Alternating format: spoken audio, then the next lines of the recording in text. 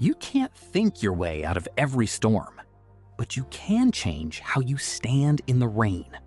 A personal reckoning with the mind, the mess, and why your thoughts are doing more damage than your circumstances. Let me be honest with you about something I learned the hard way. For a long time, I thought positive thinking was something people said on motivational posters, the kind you see above a water cooler in a beige office. Vague, toothless, a polite way of telling someone to stop complaining. I was wrong. Not just a little wrong. I was the kind of wrong that costs you years. Here's what nobody tells you. Your mind doesn't care whether your thoughts are true. It just acts on them. Think you're gonna fail badly enough, and your body starts cooperating. The dry mouth before a presentation, the 3 a.m. spiral, the way you sabotage the exact thing you said you wanted. Your brain is a very efficient machine, running very bad software, and most of us never bother to update it. Happiness isn't something that lands on you. It's something you quietly, stubbornly build, one deliberate thought at a time. Norman Vincent Peale understood this decades before neuroscience caught up. He wrote about it plainly, almost unfashionably simply. And yet the core of what he said holds up. You are not a passive receiver of life. You are, to a significant degree, its architect. So let's actually talk about that. Not in the language of affirmations and vision boards, but honestly, the way you talk to a friend at midnight when things feel stuck. Nobody is coming to make you feel better.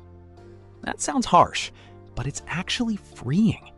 Waiting for the right circumstances, the promotion, the relationship, the number on the scale, to finally feel okay is a trap with no exit. Happiness isn't something that lands on you. It's something you quietly, stubbornly build, one deliberate thought at a time. When the negative loops start, and they will, the move isn't to fight them, it's to redirect. Call someone, go for a walk, do the thing you keep putting off. Motion breaks the spell. Most of what you fear will never happen. Worry is not preparation. It feels productive, all that mental activity, all that planning for disaster, but it's mostly just suffering in advance for things that don't come. The useful question isn't what if this goes wrong, it's what can I actually affect right now? Draw that circle small and honest. Work only inside it. Everything outside it is noise you're choosing to listen to. What you expect, you tend to find. This isn't magic, it's attention. When you expect failure, you notice every sign of it and discount the rest. When you genuinely believe something is possible, you stay in the game long enough for luck to find you. The seeds you plant in your mind grow, slowly, invisibly, then all at once. Be careful what you call inevitable. Grief is not the enemy. Stagnation is. Pain deserves to be felt. Don't rush it. But there is a difference between moving through grief and setting up permanent residence in it. At some point, no one can tell you exactly when, staying still stops being healing and starts being hiding. The hard grace is returning to life anyway, not because the hurt is gone, but because movement is the only thing that eventually makes it smaller. And when a real problem needs solving, not just surviving, but actually solving, the worst thing you can do is attack it while you're frantic. Write down what you actually know, as opposed to what you fear. Step outside. Sleep on it. Trust that your mind, when you stop white-knuckling it, will surface something useful. It usually does. None of this is complicated. Almost none of it is easy.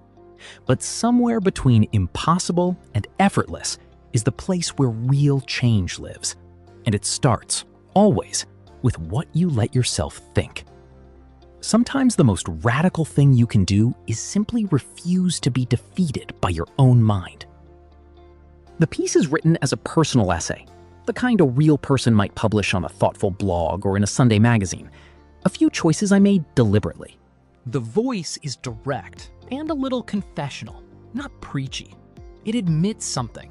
I was wrong right at the start, which earns trust. The original 6 golden nuggets are all still there, but woven into the story as natural reflections rather than a numbered list. Readers feel like they're being spoken to, not taught.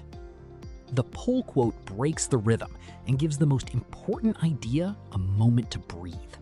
The closing line is short and punchy, something someone might actually remember. Want me to adjust the tone? Warmer, sharper, more poetic? Reformat it for a specific platform like LinkedIn or a newsletter, or expand any particular section.